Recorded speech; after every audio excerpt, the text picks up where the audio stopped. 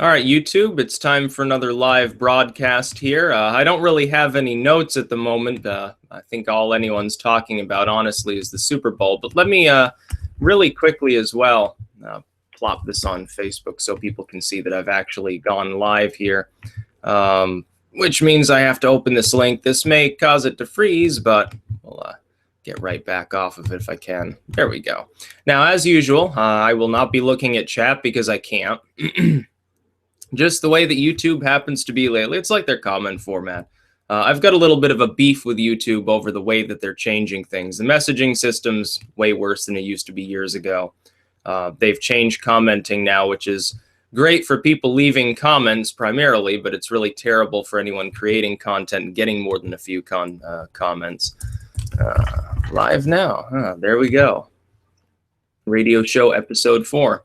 But yeah, there's still quite a bit going on in the world right now, partially analyzing it from the perspective of things that I've already covered, essentially. Let me go back to the Hangouts page here, though. First bit of news for the day is I actually just got done, literally a few minutes before creating this, with a new herbal. So that will come online in the next day or two, depending on whether I want to complete the cover format today or whether I get lazy, essentially. So for those of you who are into literature, it's John Williams' Last Legacy, The Useful Family Herbal. Very good work. It's fairly short, about 30 pages, but it's extremely compact. That is, it's just recipe after recipe for different medical complaints. So that's just for anybody that's into the bibliophile sort of side of my channel, using some of the literary works that I've made. But right now, it seems that the political freak show over the Super Bowl has actually ended. And what you've got now is discussion over whether Lady Gaga's halftime performance was the best halftime performance or just one of the best. It is clear she did knock it out of the park. Honestly, it was, I'd put it up there with Prince, certainly up there, possibly above Jackson. One thing that is a little bit different, Michael Jackson during his performance wasn't actually singing. He was lip syncing while dancing. Now, he was a very talented dancer. Maybe the part where he stands in a crowd full of children dancing around and singing, perhaps that would be a little bit questionable in retrospect, but at the same time, it was certainly an entertaining performance. Slash was there playing guitar briefly at the outset, and then he dances around with his crew there, taking you through some of his hits from the past decade at the time. Of course, I believe that was 93. Prince, I think 2007, if I remember correctly, is usually applauded as the best. And then you've got U2 or the Rolling Stones, which, depending on who you ask, they're either among the best or worst. And you have some others. I'm not a fan of U2 myself. I find them quite a bit too preachy for me. I think, though, that Lady Gaga's halftime show, for several reasons, was probably the best, honestly, that there's been at a Super Bowl. And a lot of people just watch the Super Bowl for the halftime show. Like, football, who gives a fuck about that? I'm just here to see the performance. And that's sort of how I feel. I'm analyzing it from a political perspective, but I don't really care about sports. I did a cover of, the fuck's that song, Centerfield, at one point. I've got to redo that. The audio quality was off, and I removed it without backing up the file, but called Sports is...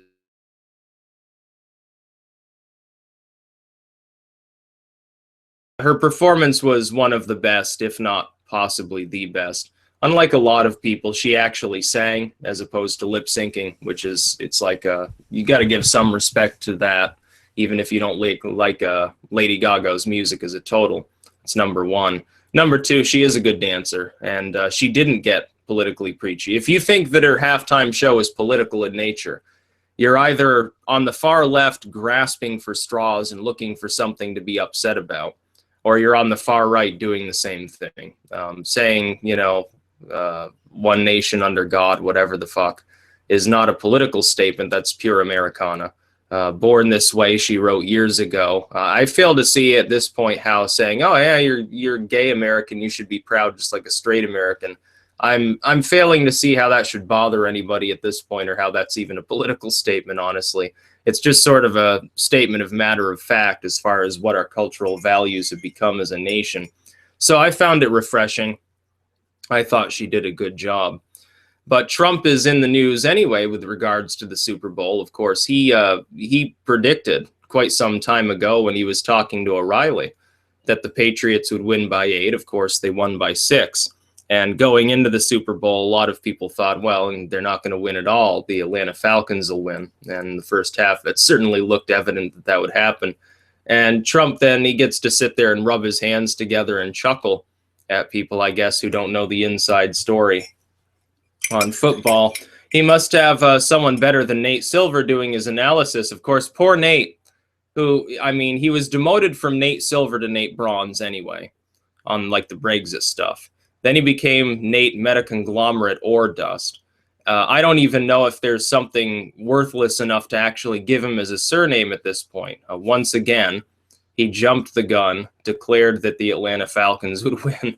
His statistical knowledge in this timeline of memetics has begun to break down badly. It's showing a lot of wear and tear, just as much as the hair on his head. Of course, he's a new male, so he's going prematurely bald. He's losing his testosterone at this point. He's got some severe fucking issues.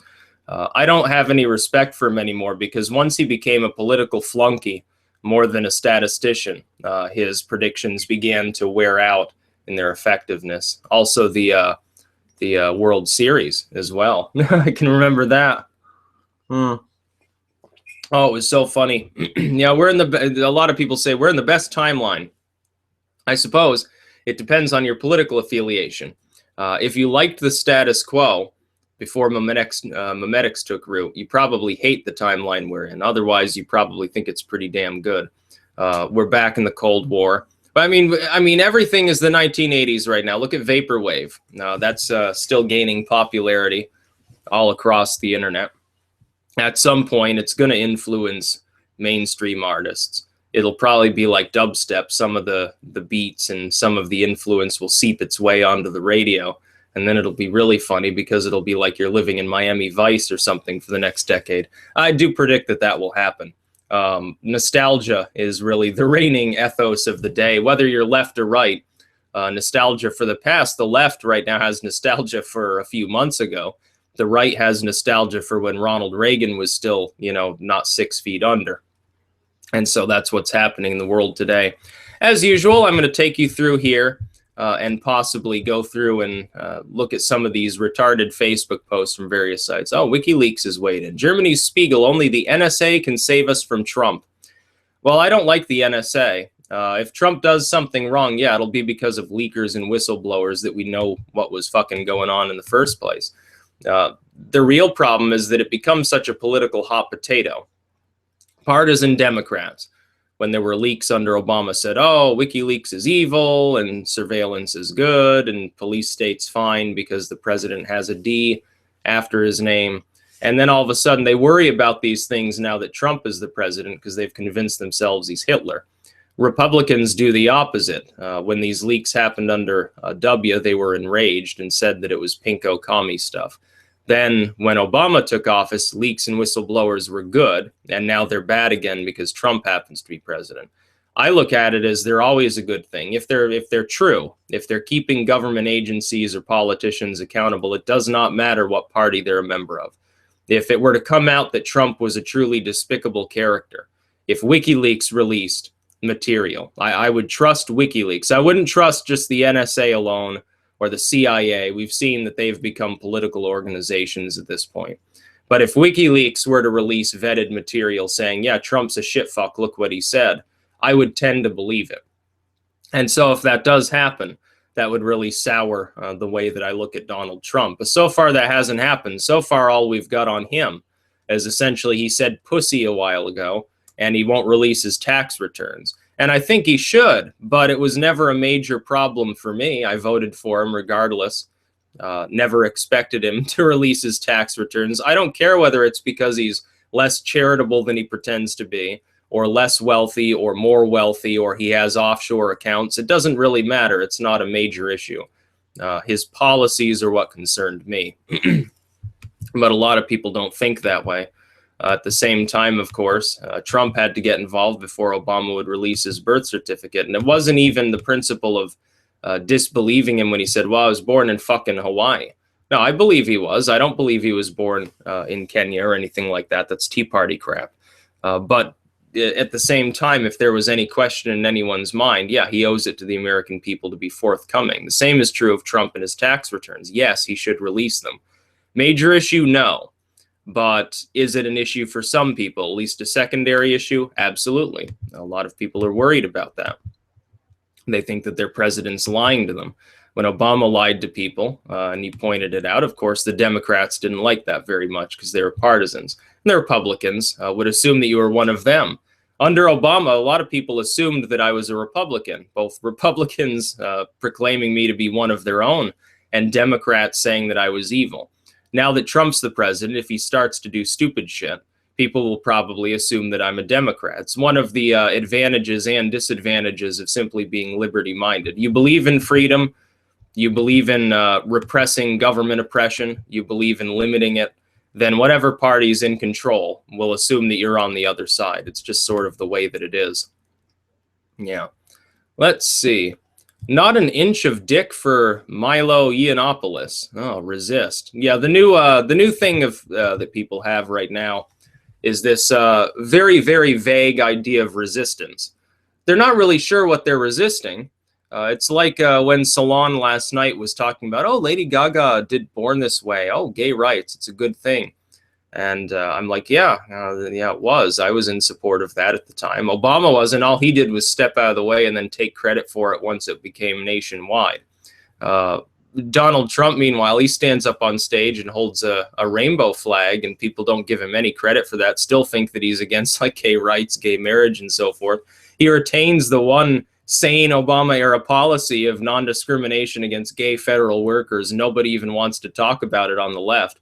They're afraid that their sycophantic little fans will take one look at that and say, oh, you mean he's not Adolf Hitler? He doesn't hate gay people and call them sodomites? He's not like, you know, the slightly older, taller Mike Pence or something like that? You mean there's a reason to believe that he just jerry-rigged Mike Pence in there to get evangelicals to vote for him without actually being religious? That's what they would worry about. Oh, yeah, and then you've got this crazy crap. Business Insider has posted this 4 or 5 times already about giving Donald Trump a makeover. Like they made him out to look almost a little bit like Ronald Reagan in this crap. Oh, well, he needs to start buttoning up his suit, wear a shorter tie, the hair has to go, and so forth. I don't think that there are many people in the country that are less concerned with having a style makeover. Trump looks like it's still the 1980s. In fact, he has a little bit of the Max Headroom thing going on, and I think that that's on purpose. It's a projecting image that he gives to people so that they'll focus on him looking a little bit disheveled as opposed to actually attempting to rebuff his ideas. And this works. You saw it during the Republican primaries. A lot of people said, oh, orange Dorito face, orange Hitler, weird hair, or something like that, or he just looks like a sourpuss sort of hulks around on stage. And as long as they were focusing on how he looked a little bit odd, they weren't focusing on actually formulating an effective counter-argument to what he was saying. And that was the strategy all along. No, it's just a feint in order to get people distracted. It's like when people tell me that I should cut my hair or wear a shirt or so forth.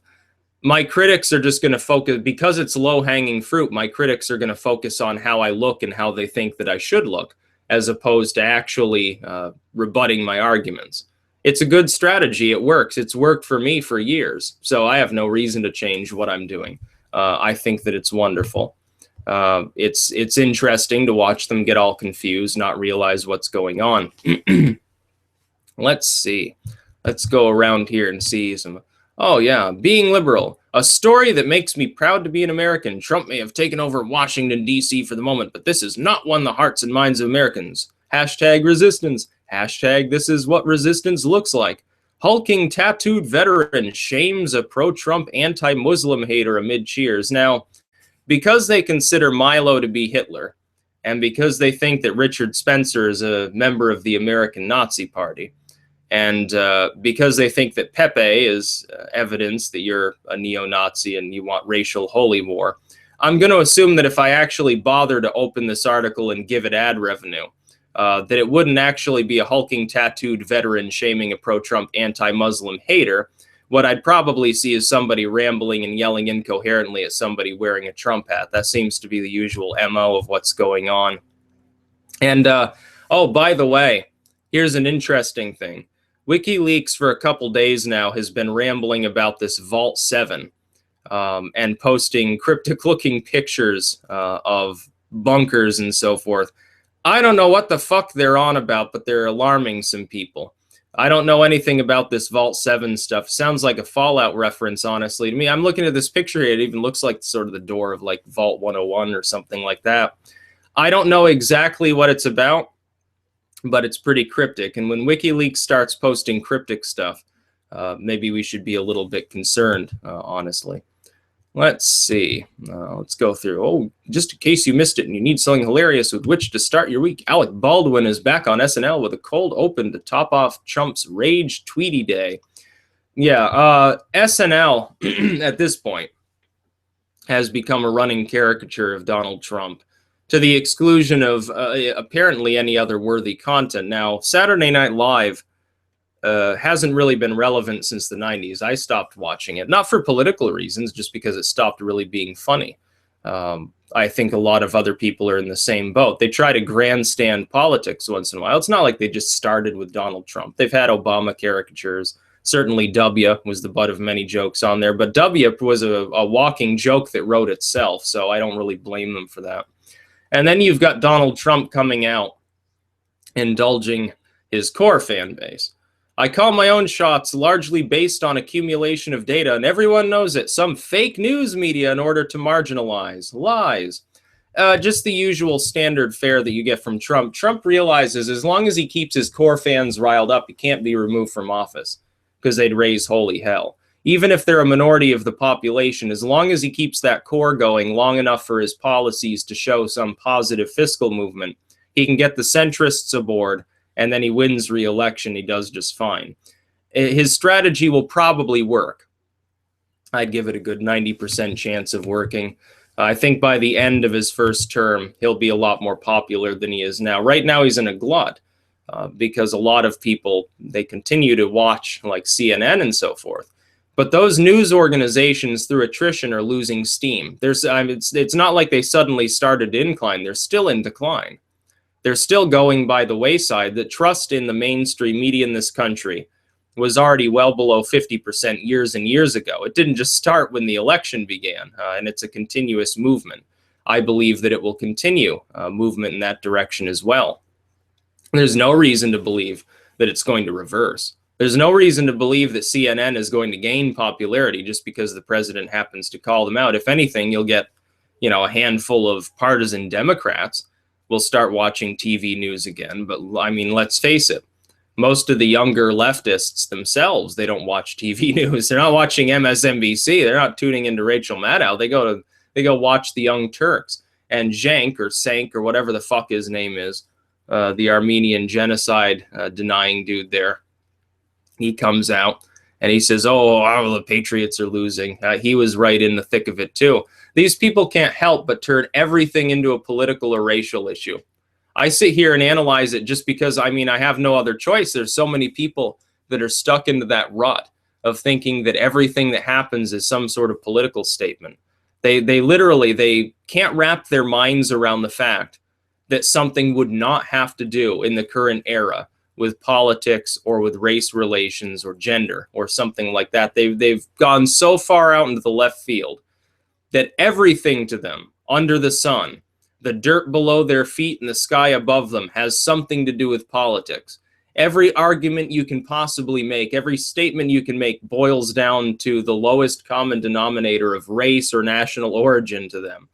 And so, you have to sit there bemused, like these people, they have a one-track mind. They've been so well programmed, it's almost like watching a bunch of robots rove around.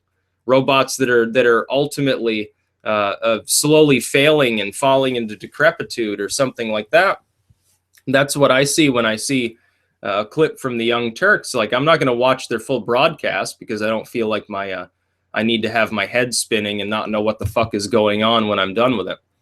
And yeah, we're going to keep going through here. Oh, yeah, Queen Elizabeth marks 65 years on Britain's throne. Well, may it be the last year she's on Britain's throne.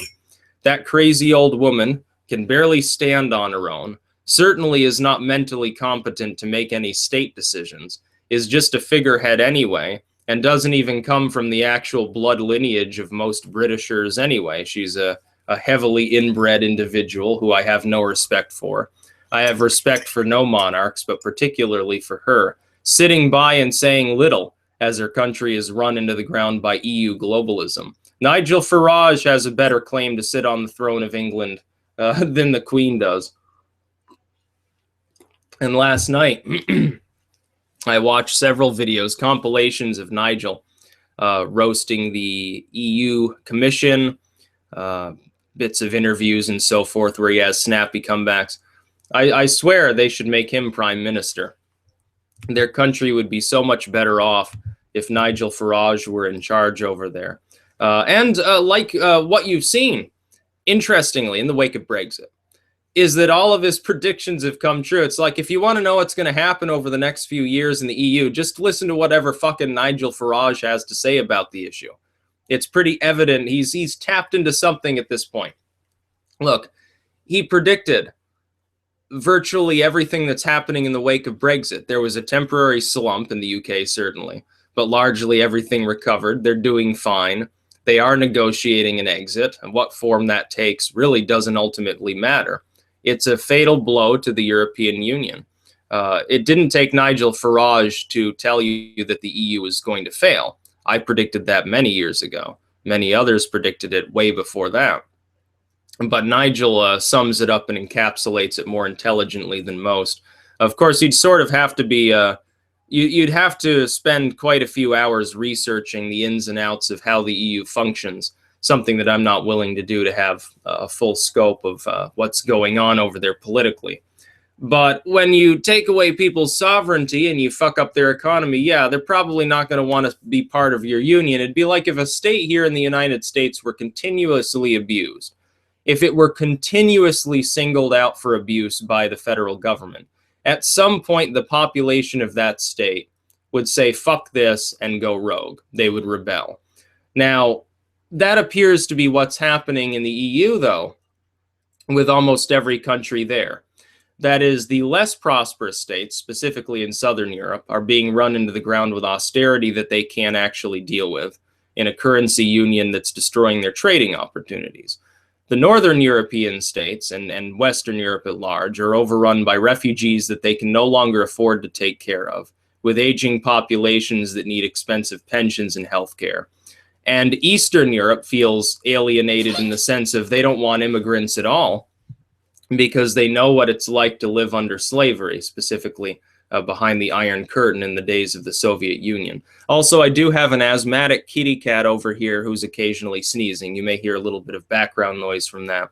I assure you that he's quite fine. In fact, he's bathing in the sun right now, but he has some breathing issues, let's just say that. But yeah, the EU is ultimately fucked. They're going to go the way of the dinosaur. Give it 10 years or less, and they'll be gone. Oh yeah, Chelsea Clinton's back in the news. At least the second-tier garbage news outlets that don't matter even to the lame streamers, namely Business Insider and some of its ilk. She's sort of going on a crusade against Trump on Twitter. She's just grandstanding, doing it for political reasons. She wants to get into the Senate. She wants to be like her mother on steroids. She wants to do it in a different way. Instead of starting out as First Lady and having no other qualifications and using that to ride Bill's coattails into office as a senator and secretary of state and two-time would-be president. Instead of doing that, she wants to go into the legislature first on the back of being like some sort of weird social justice political advocate. And then once she's there for a while, then she'll start to, I guess she believes, rise up the ranks of power. I would never vote for her. I think she's arguably worse than her mother, and apparently people like Podesta, spirit cooking man himself, even they seem to agree with that. Even they can't stand her. Clinton's own inside team can't stand Chelsea Clinton. They think she's a spoiled, entitled, privileged little brat in their own thoughts, I guess. Well, okay, I'll take it from the mouth of the horse on that one. I'll take it from people who, at least pretend to politically support the whole Clinton thing, the whole dynasty, the whole family. I'm just going to assume that they know what they're talking about. And it's gaming time, folks. Time to speak a little bit about gaming. Number one, to people out there who like the Minecraft videos, I will be making more. I finally got the launcher to work. For a while there, I couldn't. So I couldn't make Minecraft video. I couldn't get it to start. I'm like, what the fuck's going on? I had to fiddle around with like half a dozen different programs to get it to install the native launcher, whatever the fuck that is. So yeah, there will be more Minecraft. It's just a matter of sometimes I get lazy and I just want to play Minecraft and not record it and not talk about anything. I just want to sit there and just sort of zone out. And number two, RuneScape. Some people have said, oh, you should do like, record that and put it on YouTube. I will. But I'm waiting for Double XP Weekend, which is coming up fairly quickly here. I have so many supplies for that, you wouldn't believe it. I'm probably going to hit several level 99s, in addition to what I've already got. I hit level 99 in fire making a couple days ago. Smithing, crafting, divination, agility. I'm going to be training all of those. I'll do some Slayer tasks so that it won't be too boring and repetitive. But for that 3-day, for that 72-hour period, yeah, I'll make a couple recordings of what I'm doing, maybe some lengthy ones, so people can see that. I am Hail Lucifer on RuneScape. Important to note that I do not play with other people. I go solo completely, because when I'm on RuneScape, I definitely don't want to be distracted by anybody because I'm sitting there grinding for hours at a time. No offense to anyone. That's just sort of the way I play RuneScape. Like Minecraft multiplayer is pretty fun. RuneScape, talking with other people while I'm sitting there trying to, rack up experience. Yeah, that doesn't appeal to me. It's like people in game occasionally will ask me something and I'll try to keep up conversation, but then I try to keep it short when I can. It's just the way that I game when I'm there. So that's just a little bit about that. Let's see. Let's go through here. Oh, Sanders slams Trump on his failure to drain the swamp. This guy is a fraud. Yeah, well, yeah, I expected Bernie Sanders to have such nice things to say about Mr. Populism himself. This guy ran for president of the United States and said, I, Donald Trump, am going to take on Wall Street. These guys are getting away with murder. And then suddenly he appoints all these Wall Street bankers. His major financial advisor comes from Goldman Sachs. And now he's going to dismantle legislation that protects consumers. What consumer protection legislation are you fucking talking about? Are you talking about the FDA, the one that partners with pharmaceutical companies? See, this is the problem here in Vermont. Sanders is popular. And that becomes an issue because all he does, he's just a perennial senator, former representative, of course, as well, mayor of Burlington. He's just a perennial caricature within Vermont politics who we send to DC, and he never does anything. His main claim to fame is voted against starting the Iraq War, the one thing I can totally give him credit for. That, and he managed to be a Democratic candidate who actually won states while not pushing for significantly increased gun control. The two things that he's done right in his life. Other than that, what does he fucking do? He sits there and rants angrily. Half the time he doesn't know what he's talking about. He is a socialist, a real, honest-to-goodness, avowed socialist. Only in Vermont would that be considered a viable individual. And it's rather sad. You look at our state. You would not want Vermont's economic model extrapolated to the whole country. We can deal with it because we're a tourist enclave.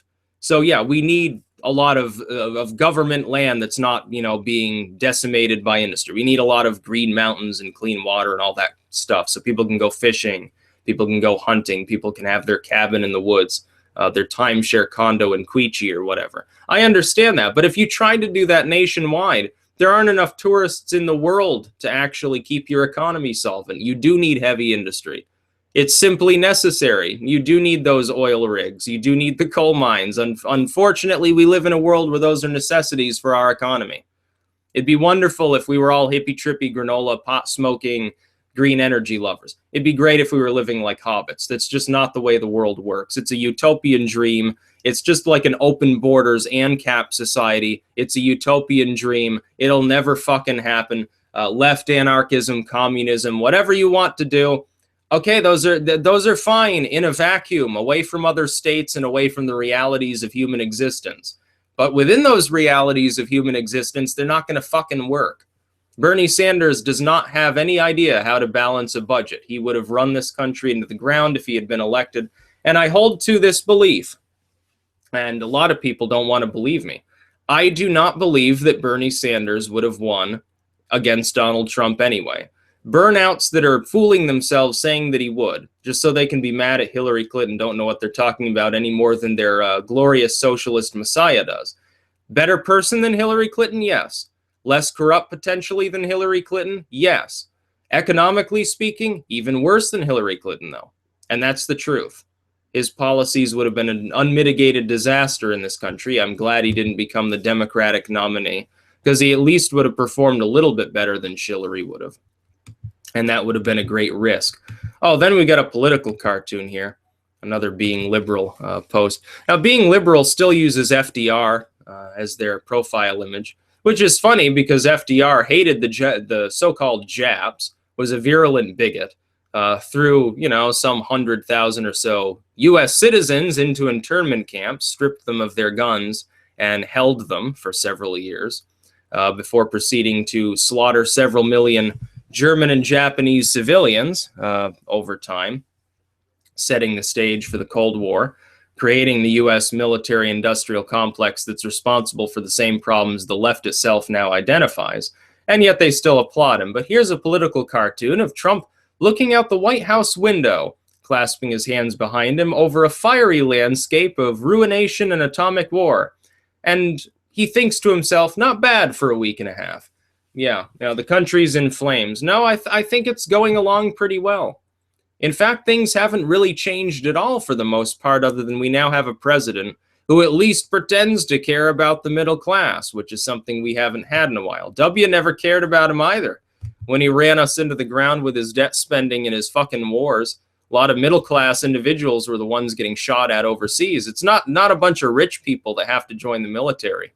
It's a lot of people who they're like, I'm working class. I want to go to college. Oh, I know. I'll sign up for the Navy. They'll give me like a total of 40 grand to go in, preferential treatment and enrollment. I'll be just fine. I can go into a trade. I can get my master's, whatever it happens to be. And then of course Iraq begins, and all those kids that largely they wanted to just get college money or whatever. They wanted to put it on their resume. Yeah, I was an Army Ranger, whatever. All of a sudden they're getting shot at overseas. Wonderful. Yeah, wonderful. All those thousands of people that died, all those tens of thousands that came back with scars and wounds, all those hundreds of thousands that came back with PTSD. What a wonderful job W did. And Obama continued it. He just took some of the boots off the ground and put more drones in the air and called it a day. And he realized that the media would give him a pass on that. Yeah. So I'm going to go through and see some more. Oh, I should probably refresh this by now. There's more posts from the same inept groups, honestly. Let's see. Oh, yeah. Here's something I thought I'd want to talk about.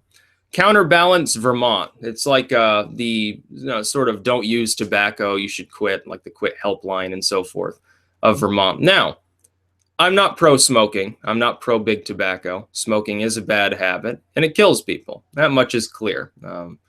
But at the same time, this particular page keeps posting the same fucking ad over and over again. And it's always the same thing.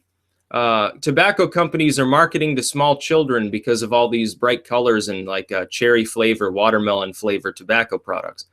And that's simply not the case. They also now talk about third-hand smoke, which is that if you've smoked in an area, you're leaving behind nicotine-rich residue, and that causes health problems too. Now, there is no evidence in any piece of literature that that's a problem. Secondhand smoke, even that. There's some question as to whether the health risks have been completely overblown or even close to accurate with regards to secondhand smoke, especially in a well-ventilated area.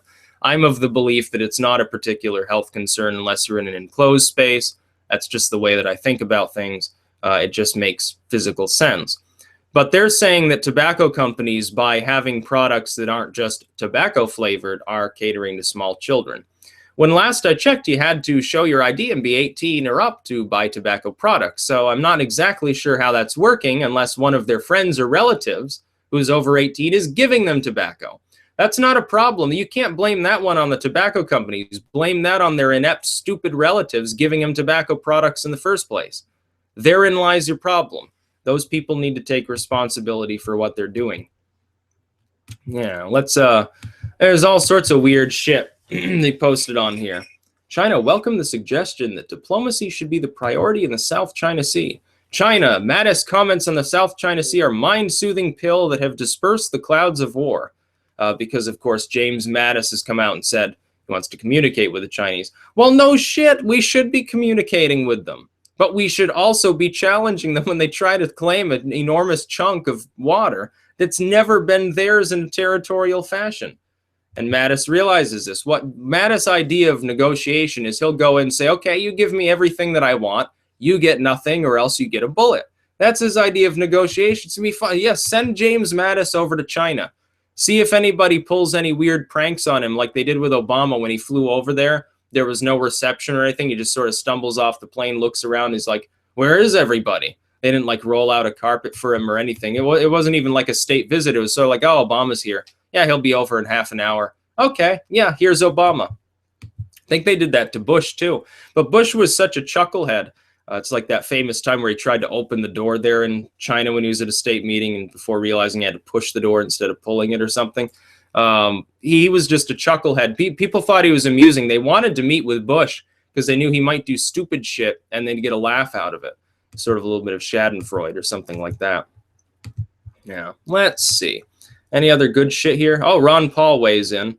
The Democrats depicted as tax and spend. The Republicans depicted as spend and spend. I like Ron Paul. He's right.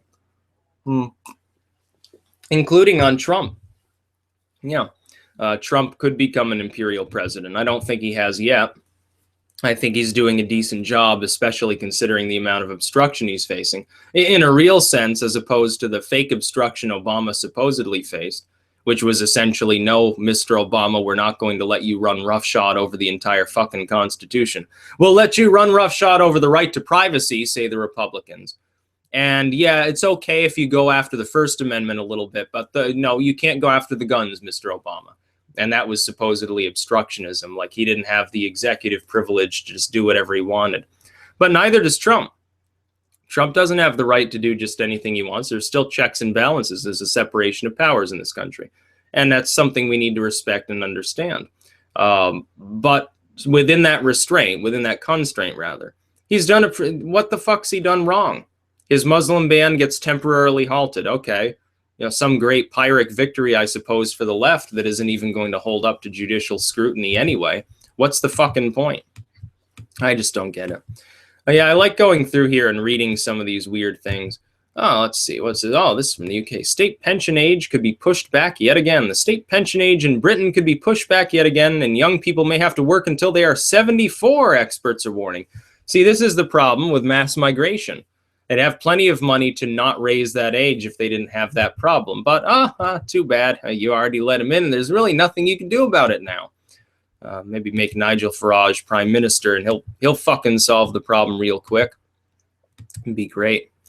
Yeah, but there is chaos in the country, but the idea that the country is burning to the ground, that it's mortally wounded and endangered as far as its existence goes, that's like the sort of thing the Tea Party said when Obama was president. Yeah, he was inept. Yeah, he did corrupt shit. Yeah, he did a bad job, but the country itself was never going to stop existing. Country's still here. Tea Party was wrong. They told me that Obama would declare martial law and that he'd be like dictator for life, or that he was a secret communist Muslim agent who wanted to destroy the country from within. Well, he did a pretty piss poor job of it. And now people tell me Donald Trump is Hitler. He wants to be a dictator, and he wants to destroy the country on behalf of the Russians. Well, 4 years from now, the country will still be here, I assure you, unless we enter a nuclear war. And if we enter a nuclear war, it won't be because of what Trump's doing. Hell, Trump is softballing the Russians. I would think that would be the opposite of how you start a nuclear conflict. So, yeah, some pretty funny shit. Some really funny propaganda coming out of the same outlets that are so bad at it that they failed to influence the election enough to jerry-rig Hillary Clinton as the president of the United States. I don't really worry about them at this point. It's like, you know, me surpassing MTV News. Here's a group. It's a smaller ancillary group to a much larger corporation, but it's still one of their offshoots. You'd think they'd have all the ad money in the world to advertise that they have a YouTube, and they have access to all the celebrities. They can interview them. and yet then they upload enough videos, you know, on a weekly basis, so you'd think they'd be well ahead of where they are, and they don't. They don't perform well because it's corporate media, and that's what it is, a business. It's not like some random person on YouTube, you know, sitting in their garage or whatever. Some kid out in the cornfields of Kansas, oh, let me show you how I grow my corn or something like that. That'd be more interesting than MTV News. I'd rather watch that any day. I like to watch totally random people. I just search around for random topics sometimes on YouTube and then find recent videos. And through that, occasionally I find some real gems, like K of K, who is an interesting individual. I think he might have keeled over, honestly, because he hasn't uploaded in several months, and that's uncharacteristic. And his entire channel, what is it? It's about toilets, the operation thereof, how they function, antique toilets that he shows up. I just thought it was interesting. I found it totally randomly. I'm like, I realized that there were people that their entire existence on YouTube, all it is they upload videos of toilets. Some of them, they go into like bathrooms and they flush the toilet. Then they test how fast the toilet paper goes down. And then they mumble to themselves about the make and year and so forth, and ruminate on, they open up the back of the toilet, jiggle it around a little bit. Oh yeah, this flushometer is pretty good. Oh, look at this piping, pure vintage. And I just find that interesting. It's like, it's almost an obsession for some of these people, but unfortunately, he was, in my estimation, the best uploader, the most informative. He also went through some books, which is another interest of mine on the topic. And he hasn't uploaded anything in a long time. So I think he might be dead, unfortunately. Or maybe he got locked out of his account. Maybe he's got a new account and I'm just not seeing it. I hope that's the case, because, you know, that would be the loss of an expert on toilets. Now, we've got billions of people in this world. Why can't we have a toilet expert? Why can't we have an expert in the uses of birch bark or something like that? I'd rather watch that any fucking goddamn time than MTV News. If I want to see the latest interview with the EBM dubstep rap crossover band from Brussels, then yeah, maybe I'll watch MTV News on YouTube. But otherwise, it's probably not going to fucking happen. Yeah. But anyway, I think I'll cut this short now. I need to eat like a really late breakfast here. I still need to imbibe more coffee, and I need to probably, in all honesty, I should buckle down and complete that cover for the herbal and get it submitted so that it'll be ready tomorrow. And then I can update that as well. The Useful Family Herbal will, I think it'll probably, it's a little bit like the Canadian herbal, only shorter and more compact. Contains much the same content, different recipes, different time periods slightly, different origin, different species used. But it's still an interesting work, something that if you're into folk medicine, if you're into herbal medicine, if you're into sort of that, the history of the 1820s, you'll enjoy that specific work.